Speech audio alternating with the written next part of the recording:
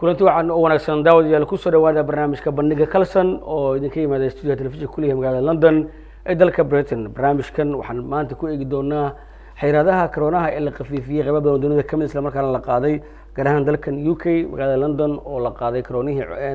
aramihii ku salaysnaa ee xayiraadaha ahay gaar ahaan goobaha cibaadada iyo maqaayadaha oo dib loo furay iyo dukaamada aan muhiimka ahayn. haddaba arrintan saameyn inta laga yeelan kartaa maxaase laga bedelay habkii bulshada ay u dhaqmi jirtay inkastoo la qaaday xayiraadihii haddana weli waxaa jira sharciyo ay tahay in la raaco oo adag kuwaas dowladda waddankan ay soo saartay. barnaamijka waxaa igala qayb geli doonaa cabdirasaaq axmed caalin oo ku hadli doonaa magaca masjidka rooda ee ku yaalla magaalada London oo qadka Skype ku jira. sidoo kale waxaa barnaamijka igala qayb geli doonaa Dr. Saciid Sheekh Abukar oo ah gudoomiyaha jaaliyadda Soomaaliyeed ee UK iyo sidoo kale Axmed Bassam oo ka tirsan xubinta ka tirsan xarunta lagu magacaabo Sadiq Culture ama xarunta dhaqanka ee Sadiq. saddexdiinaba ku soo dhawaada barnaamijka. Waalaikum salaam warahmatullahi wabarakatuh. dalkan UK dadka u dhintay coronaha waxaa lagu qiyaasay inay gaarayaan ilaa 50 kun oo qof. dad aad u fara badan oo Soomaaliyeed ayaa qayb ka ah. magaalada London oo kaliya waxaa ku dhintay 37 qof oo Soomaaliyeed waxaana ku jira wasaarihii hore Soomaaliya Nuur Cadde dad badan oo xagga fanka iyo sidoo kale bulshada kaalin muhiim ah kaga jiray. iskuulada ayaa la xiray 23 March. sidoo kale waxaa la xiray goobaha waxbarashada sida jaamacadaha, goobaha cibaadada iyo maqaayadaha. arrintan aad ay u saameysay dadka Soomaaliyeed oo badankooda ganacsiyo halkan ku leh UK. sidoo kale waxa ay saameysay lacagta dadka Soomaaliyeed ay u diri jireen dalka dibadiisa gaar ahaan dalka hooyo Soomaaliya maadaama ay shaqooyinkii aad u yaraadeen isla markaana xayiraado badan la saaray goobo badan oo ganacsi. haddaba guud ahaan saameynta Soomaalida ku yeeshay iyo waxa hadda sharciyada la soo saaray ay tahay in la raaco ayaan barnaamijka ku eegi doonaa. marka hore waxaan ku bilaabayaa Dr. Saciid Sheekh Abukar. horta Dr. Saciid sidee sharciyadan cusub u saameynayaan maadaama hadda xayiraadihii la qaaday weli sharciyo ayaa jira soo maahan? Naam, assalaamu calaykum waraxmatullahi wabarakaatuh. runtii waxaan aad ugu mahadcelinaynaa TV-ga Kalson oo runtii arrimaha bulshada aad iyo aad u xiiseeya. waana iyo adigu barnaamijkaada quruxda badan oo aad mataqaana mar walba aad haysid oo ku mahadsantihiin. runtii intaanu u gelin jawaabta su-aashaadii waxaan runtii horta hore tacsi iyo mataqaana ilaahay aan u baryayna dadka Soomaaliyeed oo aad sheegtay oo tirada badan oo nooga dhintay يعني cudurka coronada inuu ilaahay mataqaana jannatul firdaws siiyo iyo wixii muslimiina runtii arrintaas aad bay noo saameysay Soomaaliya. waxa weeyaan Soomaaliya yani waxa weeyaan markii la sameeyo lockdownka lagu sameeyo ummadii dadku way kala xirmeen. dadkii waxaa halkaa ka dhacay dhibaatooyin fara badan oo xagga psychological ahaan waxaa dhibaatooyin ka dhacay shaqooyinkii waxaa dhibaato ka dhacay waxbarashadii intaba waxa weeyaan ta'tiir aad u adag ay lockdownkan ay u geysatay ama coronaviruska culays badan ayuu ku yeeshay. markii guryaha la tagay runtii waxyaalo nolosha way isbedeshay yani upside down wixii caadiga ahaan jiray waxaan ahayn ayaa noo soo baxay. runtii arrintaas jaaliyadda Soomaaliyeed haddaynu nahay wax badan ayaynu ka sameynay. xafiiska jaaliyadda wuxuu u sameeyay gurmad dadka Soomaaliyeed ee arrinta ta'fiir ay ku sameysay. waxaa dhacday xataa family inay ka dhacday crash oo waxa weeye nolosha way isbedeshay. dadkii adagii waa guriga 24 saac dhex fadhiya iyo hooyadii guriga 24 dhex fadhisa iyo ilmihii guriga dhex fadhiyaan oo awal arrimahaas way la kala mareyn jiray. isku dhac badan baa yimid. waxaa dhacday jaaliyaddu inay ka qaadatay tallaabooyin aad iyo aad u qiimo badan isku dhacaas in arrimo badan aynu dejinay. family problem ka dhacay oo dhan waxyaalo badan inaan ka qabanay. xagga runtii waxbarashada sidan waxaan u qabanay Mr. Bassam noo sheekeyn doona. laakiin runtii waxa way guud ahaan wata kugu salaaman doona aad baan Dr. Saciid. Axmed Bassam xaruntiina dhaqanka aad ka tirsan tahay arrintan coronaha dadka Soomaaliyeed ama jaaliyadda Soomaaliyeed halkan ku dhaqan dadka dhaqan ahaan u saameysay horta xirnaashii intaan usoo gelin furitaanka. aad u mahadsan tahay walaalkay iyo telefishinka Kalson oo ahamiyad culus siiya arrimaha bulshada Soomaaliyeed iyo muhiimada bulshada Soomaaliyeed. Al Sadiq Cultural Center maxaa la dhihi karaa waa beacon center for the Somali community. Center that works with and for the Somali community. Center u shaqeysa af Soomaaliya adoo ka dhigay inkastoo Soomaaliga ugu adag yahay laakiin work يعني ku kaalmeeyo Somali community-ga iyo educational needs oo supplementary schoolka iyo barashada iyo horumarka ardayda Soomaaliyeed marka xiritaankan saameyn badan ayuu gaarsiiyay laanu awalan ardaydeena Soomaaliyeed waa ardayda ugu liitay UK-da haddii la fiiriyo statistically haddii la fiirsho yani attainment-iga iyo xagga ay ilmaha ay gaarsan yihiin waa meesha ugu liidato marka centerka wuxuu ka shaqeey jiray educationalka iyo inuu ardada encouragement oo siiyo dialogue iyo tolerance iyo education iyo extremism in laga hor yimaado marka waxaas oo markay isxireen ardadii u imaan jirtay oo ka faa'iideysan jirtay maxay noqotay inay dib dhac kale uu ku sii dhaco oo meeshii ay wixii ka heli jireen inaysan ka helin taas ka soo koow Somali community-geena maxaa haysta dhib kale oo economical dhib xagga dhaqaalaha oo arday walba ma haysto telefoon ama arday walba ma haysto laptop oo ka fiirsan karo barnaamijyada xataa haddii aan ka sameynay online sidii Zoom sidii Skype marka dhibaato weyn ay ka gaarsiisay xagga educationalka ardada iyo waalidka ruuxooda oo rabay inay ardadooda ay sii horumaraan waa tahay waxaan imika siinayaa mudane Sheekh Cabdirasaaq Axmed Caalim oo ku hadlaya magaca masjidka Rowda oo ku yaala xaafadda Kirkuk magaalada London horta intaan furnaanshaha usoo gelin xirnaanshihii sida u saameeyey dadka Soomaaliyeed ee ku cibeysanaya masaajidka iyo guud ahaan cashiradii diiniga ahaa iyo wixii ka socday masaajidka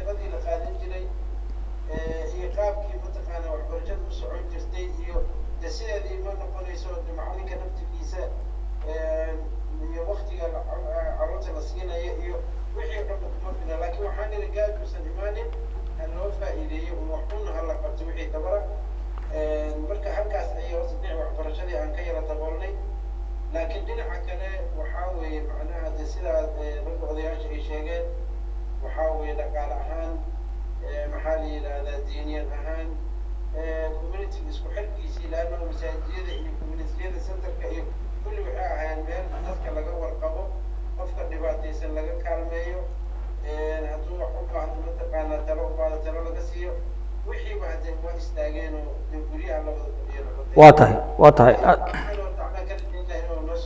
waa tahay aad baa mahadsan tahay mudane caalin oo kugu soo laaban doonaa nasiyo cabdirasaaq axmed doctor saciid saciid waxyaabaha hadda dowladdu ay maadaama wixii la khafiifiyey xeeladaha sharciyada dowladda ama waxyaabaha dowladdu ay rabto maxaa ka mid in la sameeyo runtii waxa weeyaan cudurkii ilaa hadda wuu jira leannahu xataa waxaa laga baqayo culimadii sayniska iyo culimadii daawooyinka waxay leeyihiin cudurkan waxaaba laga yaabaa ilaa iyo decemberba inuu saa usii jiray iyo in ka badanba laakiin waxa weeyaan dowladdu waxay samaysay loo baahan yahay in la ilaaliyo waajib ay tahay in welito cudurkan ka hortag daawo ma leh laakiin wuxuu leeyahay ka hortag in weli ka hortagii waajib ay tahay in ka hortagaa la sameeyo matalan yani ugu yaraan mitir iyo mitir iyo bar in laysku jiro weli mataqaanaa in yani la qaadato maaski la qaato in gacmihii la dhaqo in intii la yarayn karo isku imaashada la yarayo laakiin anagu haddaan soomaali nahay arrimahaas oo dhan dad wax maqla maynu niino waa fududaysanaa waxaynu dhahnaa wax waliba ilaahay qoraalkiisa ayay ku yimaadeen marka yani waxaas oo dhan ahamiyad ma siinayno taana waxay keentay runtii haddaynu nahay soomaalidii dad ka dhintay ee minority-ga ah inaan anagu u badanay xaqiiqatan taa waxay keentay ilaahay wuxuu ku leeyahay yani wax waliba ay qoran yihiin waa run laakiin ilaahay wuxuu ku leeyahay ama diintu waxayna amraysaa inaynu qaadano wax waliba ee ka hortaga oo caafimaadka sidaa daraaddeed xadiidku wuxuu ku leeyahay far min almajduum firaaraka min alasad majduum qofka juudaanka qaba ama cudur kasta ee laysku gudbin karaa qaba bal fiiri waa 1400 sano ka hor ayuu diinta ay xadiday qof cudurka laysku gudbin karo dhan qofka qaba ka carar ilaaha qore maan ilaahay wuxuu ku leeyahay liannahu nebigu wuxuu kuu sheegayo ilaaha soo mar wamaa yantiqu cani ilhawa in huwa ilaa waxyu yuuxa marka waa in qofka uu is-ilaaliyo waajib ay tahay waajib ayay ku tahay haddii kale waxaad noqonaysaa qof intixaar sameey adaa isdilay ilaahayna waa kugu xisaabtamay waayo naftan kugu jirta adigu ma lihid waa tahay waa mahadsan tahay axmed basaam dadka dhalinyarada waxaa la sheegay in qaarkood aysan u hoggaansamin waxyaabaha awaamirta oo kale dadka maxaad kala talisaan hadda sidii coronaha u yimid xeeladaha marka la qaaday dadku midin yimaadaan horta tala midin weydiiyaan dhalinyaradu unfortunately waxaan wax fudud ay u qaataan لأنه horta maxaa la maqlay jiradan maxay saameysaa badanaa dadka waaweyn ama dadka pensionerka cimrigooda oo cimri dheer gaaray marka qofkii dhalinyarada iyo 20 jirkii iyo 30 jirkii muxuu isku moodaa inuu waxba aysan ka saameynaynin wixii wax fudeed ayuu u qaataa easy wax ah marka anaka maxaa kala talinaa dhalinyarada jiradan it doesn't care dhalinyaro haddaa tahay qof weyn haddaa tahay caddaan madow muslim gaal jiradan qof kasto way saameysay wayna ku saameyn doontaa marka inuu qofka naftiisa oo ilaalisho oo naftiisa oo badbaadsho awalan wa qabla kulli shay diinta kugu amrayso iyo inaad naftaada adiga aad badbaadisid iyo mustaqbalkaada marka dad badan way noo yimaadaan oo dhalinyaro ah waliba dadka dhalinyarada way ka xun yihiin maxay ku leeyihiin masaajidadii maxaa loo xirayaa cibaadadii ilaahay maxaa loo xirayaa oo salaadii jamaacadii maxaa loo diida waxaan diidasho ma aha oo yani oo diinta looga hor imaanayo waa amarkii ilaahay oo la raacayo oo ah yani quu anfusakum wa ahlikum naftaada iyo dadkaada badbaadi ee ilaali ee dhibaatada aad baa mahadsan tahay waxaan weydiinayaa sheekh cabdisaaq caalim oo masjidka rawda ka tirsan hadda masaajidka waa la furay shuruudaha la idinka raba in la sameeyo maxay yihiin sheekh caalim aad noo sheegi kartaa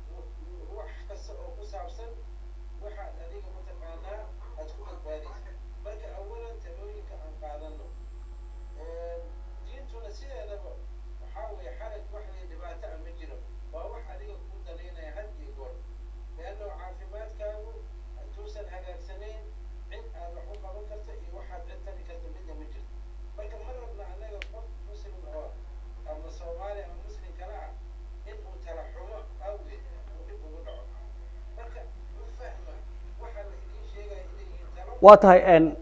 amarada cusub ee lasoo rogay sida masaajidka in aan weysada la ogoleen oo qofka gurigiisa kasoo weysaysto.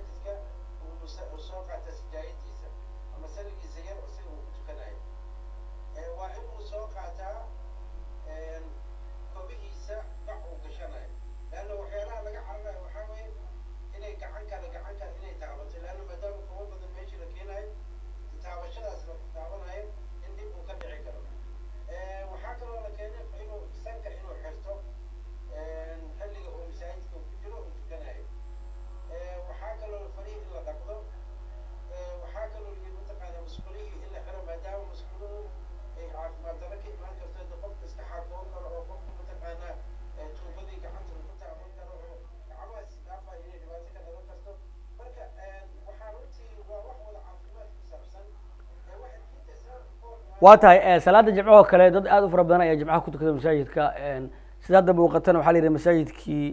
dadka 65 sano qof ka weyn ama qof ka yar 15 sano lama ogola, sidoo kale dad badanna lama ogola. sidee marka jimcihii dadka iyo say bal noo sharax sidee dadka ula qabsan karaan?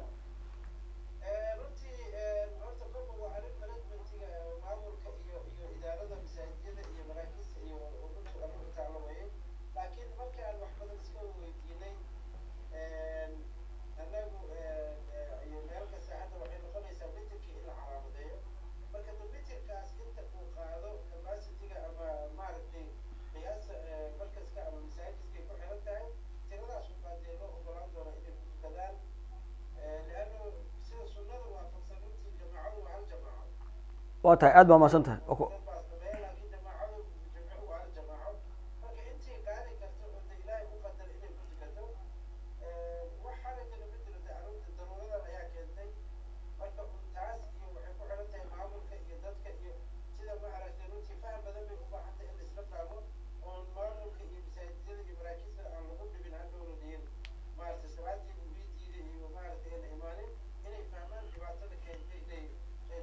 waa tahay waxaan ku salaaman doonaa doctor Saciid, talooyinkan oo la bixinayo oo ay ka mid tahay in taneemada ama basaskaan la raaci karin iyadoo aan afka la xiran. dadka qaar hadday jibiyaan ka hor hadda waxaan maqlaynaa nin la xiray nin dilay nin darawal kadib markuu weydiiyo inuu baska ka dego. dadka Soomaaliyeed marka dad badan ay dhibtaa in sanka ay xirtaan. dadka maxaa ujeedinaya talaa? wallaahi waa sida u sheegaysid talooyinka tale waxaa la yidhi tale adaa ku noole iyadoo kuguma noolay sideedaba. waxaanu rabnaa annagoo daynahay Soomaalidu waa iska dhiga adagnahay waxa la arkano iyadoo dhiga adeeg xataa yahan waa iska fududaysan wax waliba waxaana keenaya yani arrintaas yani dhaqan fiican maaha waa inaanu iska bedelno. dadku wixii khalada yani dhaqanka fiican waa la qaataa sida halka Yurub aan ku noolnahay oo kale sharciyaalka aad baa loo ilaaliyaa marka inaynu dadka wanaaga aan mar waliba aan adkayno waajib ay noogu tahay. dadka waxaan kula talin lahaa maadaama jaaliyadda Soomaaliyeed aynu nahay mas'uuliyadeedii yani in la raaco talooyinka sanka aad xiratid adiga awalan caafimaadkaada ayadan u tahay in mar waliba xataa yani gacantaadii sanitizerka aad jeebkaada ku wadatid oo mar waliba gacantaada aad nadiifisid dambaa kugu jirta. isku imaashada intii la yareyn karo in la yareeyo dambaa kugu jirta. waxyaabahaasoo idil waa waxyaaba muhiim ah. dadka runtii waxaan u sheegaynaa marka talooyinkaas ilaaliya waa waajib qofka saaran. waxaan kale oo runtii aan u sheegaynaa inkastoo hadda runtii xafiiska aynu furnay jaaliyadda Soomaaliyeed ee London UK aynu furnay oo uu noo furan yahay isla markaasna maxaa ka mid ah talooyinka dadku xafiiska u imaanayaan oo dadku idin weydiinayaan maxaa ka mid ah? dadku waxaan u sheegnaa waxa weeye mashaakil badan qofka haysta ha noqdo مثلا mashaakil ka haysta xagga hawsinka xagga dhaqaalaha mataqaana waxyaabo badan baa jira laakiin dadka badana waxaan u sheegnaa in waxaas oo dhan aan ku xalino online oo hadda intii la yareyn karo aynu yareyno qofka inuu nasoo Axmed Bassam dhaqanka ay ka shaqeysaan xarunta ilaalinta dhaqanka dhaqanka Soomaalida waxa ka in la yiraahdo kulma dadku waa Soomaalida waa cunto waa la wada cunaa maqaayadaha waa la furay waxa la leeyahay maqaayadaha in kastoo la furay haddana waa in la raaco talooyinka caafimaad ee dawladda oo in la kala fogaado. marka masalada arrintan waa samaynaysaa Soomaalidu wada wax cunto wada cuna meel wada fariista wada shaaha horta waa anaka communitygeena amase dadkeena waa dad bulsho ah waa dad isjecel inay isku yimaadaan dad jecel inay mar walba isla fadhiistaan waxayna isla qabtaan culturekeenaasna waa mid ka mid ah dhibaatada noo geeyey inay Soomaalidu ugu badan tahay dadka ugu saameysan badan ama dadka ugu dhibaato badan ay ka gaartay coronaha UK-da khaasatan London markii la xiriirnay home office-ka oo yani dowladda UK-da ah ay noo sheegeen yani meelaha ugu dhibaataysan ugu dhibaato badan waa meelaha ay Soomaalida ay joogaan sababtoo ah markii bilaabanaysa arrintan Maarso iyo Abriil dadkeena weli makhaayadihii aadayeen weli footballkii la aaday wala isla fadhiisanayay dadkii waa la sheekaysanayay lan waxaas waa dhaqankeeni laakiin waxaas maxay sii gaarsiisay inay nagu sii faafto marka inaan darsi ka qaadano dhibkan bilawgiisa soo nagu bilowday oonan ku noqon caadaadka xumeed oo la isku dayo in laga fogaado oo yani la raaco qaanuunka nimankan dadkan oo dhakhaatiirta waxay noo sheegayaan macnaheed ma aha inay noloshada xukumaan macnaheedu waxay naftaada inay badbaashaan qofka inaa 1 mitir xataa anaka ruuxayna meeshan hadda studio waa inaan kala sii fogaano ay waata aad baa mahadsantahay waa tahay haddaba telefishinka Kalsan waxaa warbixin uu ka diyaariyay bal guud ahaan saameynta cudurkan uu ku yeeshay dalka UK iyo dadka Soomaaliyeed wariyahayaga magaalada Muqdisho Sucaad Cabdicasiis Daahir ayaa warbixintan inoo haysa Marso 2020 ayaa UK waxa ay gashay xaalad lagaga gaashaamanayo xanuunka corona oo dunida gilgilay waxaa la xiray iskuulada jaamacadaha goobaha cibaadada iyo maqaayadaha ku dhawaad 50,000 oo qof ayuu galaaftay guud ahaan UK dadka Soomaaliyeed oo ku nool UK waxay qayb ka ahaayeen dadka uu saameynta xoog leh ku yeeshay London oo kaliya waxaa corona ugu geeriyooday 37 qof oo Soomaali ah kuwaas oo ka mid ahaa ra'iisul wasaarihii hore Nuur Cadde kasokow dhimashada waxaa corona uu saameeyay dhaqaalihii dadka kadib markii la xiray shaqooyin badan arrintan ayaa sababtay in dad badan oo lacag u diri jiray ehelkooda Soomaaliya jooga ay awoodi waayeen 4 July waxa UK gaar ahaan London ay u muuqatay magaalo xornimo u dabaaldegaysa kadib markii la qaaday xayiraadihii corona waxaa dib loo furay maqaayadaha iyo goobaha cibaadada masaajida oo xirnaa muddo 4 bil ah ayaa la furay balse waxaa weli jira shuruudo adag oo dhanka caafimaadka kuwaas oo ay tahay in la sameeyo Sucaad Cabdicasiis Daahir Kalsan TV Muqdisho waa tahay aad baa mahadsantahay Sucaad Cabdicasiis Daahir ayay taasi ahayd warbixintii Kalsan noo diyaarisay corona ku saabsaneyd sida aad daawanaysa Cabdirasaaq warbixinteena aad ka dhageysanaysay Sheekh Cabdirasaaq oo masaajidka Roode matalaya masaajidada furitaankooda dadka Soomaaliyeed aad buu muhiim ugu ahaa su'aalaha ugu badan oo dadka idin weydiinayaan maxay yihiin marka la soo xiriiraan maxay tahay su'aalaha ugu badan la weydiinayo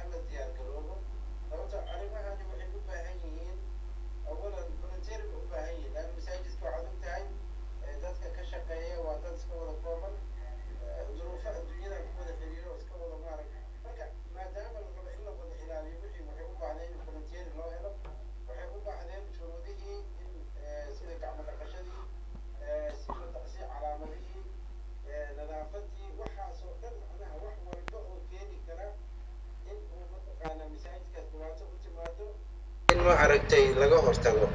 marka dadka su'aalaha ku weydiinaya inta badan waxa weeye qaar waa diiniyan oo waxaan ma aragtay ma aragtay qaar baa ku leeyahay maxaa loo kala fogaanayaa qaar baa ku leeyahay sanka maxaa loo xiranayaa marka wixii oo dhan waxay rabtaa diiniyan inaad dadka u qanciso oo tiraado hada diintu ma diidayso marba haddii nafti bini'aadanka la ilaalinayo wax dhibaato ama culimadeena waaweyneed oo mataqaana muslimiinta meel walba joogaan runtii arrinta daawo fara badan bay ka soo saareen kala nooca marka wax mushkilad ma lahan dadka marka waxaa weeye marka su'aalahaasi waxaas ayaa ku weydiinayaan marka masaajidaduna dee runtii waxaa weeye waa in la ilaaliyaa li'annahu waa meelihii ummaddan muslimiinta ah dhulka aan ku noolnahay dowladda aan la noolnahay noo oggolaadeen inaan ku dhex cibaadaysano marka inay si fudud gacmaheenna uga baxaan oo aan hadhow qaynu mas-uul u noqono annagii oo dhan ilaan kuma dhacaysa qofka iska socda ummaddan iyo ciddii maamulkaas gacanta ku haysa ayay waxay ku noqonaysaa ilaa yawmuddiin in mataqaanaa isaga uu dhabarka saarto in muslimiinta uu ka khasaariyey meel loo oggolaaday inay ku cibaadaystaan marka mas-uuliyad sahlan waa mas-uuliyad aad u adag weeye oo ilaahayna aan ka baryayno inuu noo fududeeyo oo nusan nagu fashilinin marka dadkeennuna waxaan rabnaa inay nala fahmaan ma ahani waxaan masaajid baa la isu diidayaa ama maaragtay diintii baa lagu saa nagu noqonaya ma ahan wax kasta oo la rabo oo hagaagsan masaajid waa u diyaar waana u holgamaan waana u shaqeeyaan oo ilaahay mahaddiis weeye waddankan runtii muddo aad u dheer habeen dhaweyd baan maaragtay doctor Saciid aan ka sheekeysanaynay marxaladihii waddankan laga soo maray iyo markii aan masaajidu jiri jirin iyo maanta soomaalida heerka ay taagantahay oo meel kasta ay masaajid ku leedahay oo weliba gacantooda ay ku dhisteen oo dhaqaale ay ku bixiyeen oo ay dadaaleen marka inay wixii haddana si fudud uu ku xirmo oo masale yar oo basiida la samayn karo in la isla qaadan waayo maamul iyo dadweyne runtii aniga aad baan uga taxadar aan uga digayaa dadka inay la shaqeeyaan oo wixii awaamirda dowladda ka soo baxday maamulka masaajida iyo mataqaanaa maraakista in la fahmo oo lala shaqeeyo oo wax walba oo keeni kara in masaajidka dhibaato ay ku timaado in laga taxadara runtii aad ugu wanaagsan. waa tahay waa mahadsantahay kugu soo laaban doonaa waxaan iminka siinayaa doctor Saciid Sheekh marka ay dadka isu wacaan gaar ahaan dadka jaaliyadda waxyaabaha ugu badan oo idin wadiyaan maxaa kamid ah koronaha quseeya runtii waxyaabo badan oo koronaha quseeya ayay noo soo wacaan mathalan dad waxaa jira ingiliishka aan noqon oo dhibaatana ay hayso muqsanta oo ku saabsan dhibaato caafimaad marka waxaan noqonnaa qoladii u gudbin lahayd biriishka ay soo maraayeen u gudbin lahayd messagekooda u gudbin lahayd meelihii caafimaadka runtii waxyaalo dad badan oo wayeelo waxaa jira yacni luqadii aan aqoonin hooyooyin rag waaweyn waxaasoo dhan waxay noqotaa meeshii laga fududeynayay ee u gudbinaysay mataqaanaa arrintaas waxyaabihii kale oo la xiriira xafiisyada dowladda sidaas oo kale ayaynu ugu fududeynaa haatana waxaan leenahay mushkilad kasta ee qofka soomaaliga waayo ummaddu dad waxaan nahay isku dhiiga isku dhaqana isku hadafa wax kasta oo mushkilo ah markii loo yacni loo midoobo wax badan baa laga xallin karaa marka dadka waxaan leenahay jaaliyadiina soo waca wax waliba oo talo iyo tusaalooyin ah waynu in garab taagannahay siduu hadda sheekh cabdirasaaq uu sheego kale inaynu mathalan kulligaan one team aan wada shaqeyno masaajidyadii waa meelaha hadda la furay in yacni nin waliba mas-uul inuu ku yahay kullukum raacin wa kullukum mas-uulun can raciyati nin waliba inuu isaga mas-uul uu yahay waa in loo arko markaasi arrimihii ay noo najixi karaan waana runtii meel wanaagsan ayaynu maraynaa halkaa aan kasii wadno waa tahay aad baa mahadsan tahay waxaan iminka siinayaa mudane axmed basaam axmed dadka dhalinyarada ee xaruntii nala soo xiriiraya waxyaabaha quseeya koronaha iyo wadinaan maxaa kamid ah dhalinyarada hadda waxa ugu muhiimsan ugu culus oo saameynaya xaggooda waa waxbarashada amase educationka qaar badan iskuuladii waa laga xiray ayagoo sanad imtixaan ku jiro amase sanad jaamacad ay isku diyaarinayaan marka su-aalaha badanaa waa imtixaanka ma fadhiisan karaan applicationadooda jaamacadda inaan ugu kaalmeyno applicationada lacagtii jaamacadaha oo qiil uga jiro yacni intee ka dalbadan iyo goormee dalba karaan marka dhibaato badan ayaa ka gaartay waliba waa xilligan waa xilligii jaamacada dalbanaya waa xilligii jaamacadihii waa xilligii imtixaanadii ardadii ka gudbaysay iskuuladii ilaa iyo jaamacadihii marka su-aalahaas ugu badan nala weydiiya maxaad ka caawisaa marka ardada marka anaka ardada awalan maxaa ugu caawinaa applicationadii waa la buuxinaa meelihii jaamacadihii ay rabeen waa la dalabnaa lacagihii xataa waa u wacnaa waana la dalabnaa waana la shaqeynaa waalidka ruuxiisana advice waan siinaa jaamacadaha iyo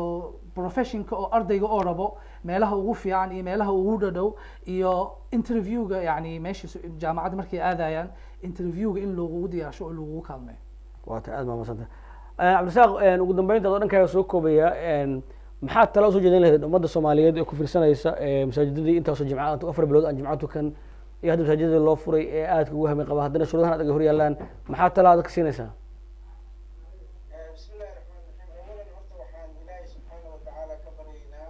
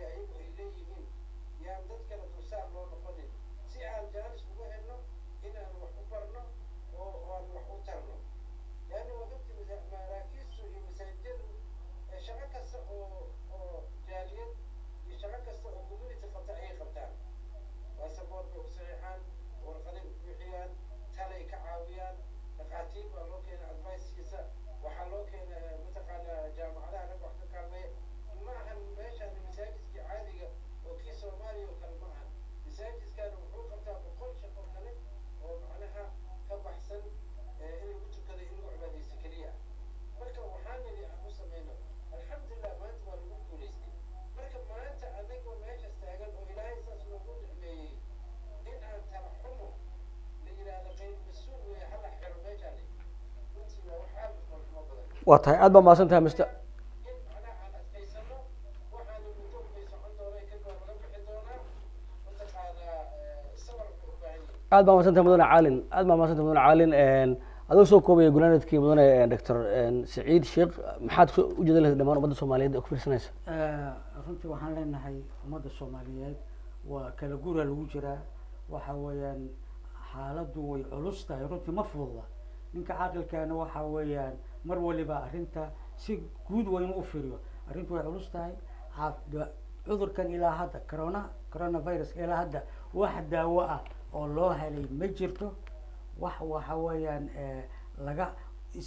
waxaa laysku badbaadin karaa taxadarka iyo arrimaha caafimaadka oo aada loo ilaaliyo marka waxaa waajib ah arrimahaas in aada loo ilaaliyo idinkuna runtii tvga kalsana mar waliba u wada wacyigelinta waayo wacyigelintu waa very important dhibaatada cudurkan uu leeyahay inuu cudurkan socon karo dhakhaatiirta qaarkood waxay sheegayaan inuu cudurkan uu socon karo muddo 2 sano oo kale sii socota marka runtii waxa weeyaan hadda ingiriiska waxaa laga baqayaa mawjad kaloo labaad inay soo timaado mar labaad ayaa hadda laga baqayaa marka taasi siduu hadda uu sheegay waxay sheegayaan waliba bisha November ay saadaalinayeen نعم موجود لبعض إنه متقنا إيصاص عطو أي لقى بقايا هذا لستر وكلا وحوي ويكون بلابطي إن أننا تحذر عن سيق هذا النوع ودباتدي ليس إلى ليو عرورت هذه آد إلى لسيد هذه آدس إلى لسيد ومدى الصوماليات وحن قعد سنة نمر ولبا أمور تعافماتك وحويان وواجب سيدا دردد أنه ضد الإسلام أهناي الإسلام كذا أنه جعلنا بالحديث كان هذا ودقيسو والرسول عليه الصلاة والسلام المؤمن القوي خير من المؤمن الضعيف وأحب إلى الله وحوي مؤمن كحوجله هيلثية عافمات كقبة يومك ضعيف كإلهي وحوج عليه لابد سووا ذا جهل وحوج عليه متك هيلثية عافمات كبدن مركه وحتكون نوعك تهلت أضو عافمات وتعال ما وصلت أنت أينو كتحذر ودبينت أحمد بسان لأن محسوس جدا له يكون دونيسه sidii sheekheena iyo doctorka oo sheegay waxa ugu muhiimsan informationka iyo instructionkana la siiyey in la raaco kala fogaashadii in la sii wado ugu yaraano 1 mitir meelaha la isku imaanayo makhaayadaha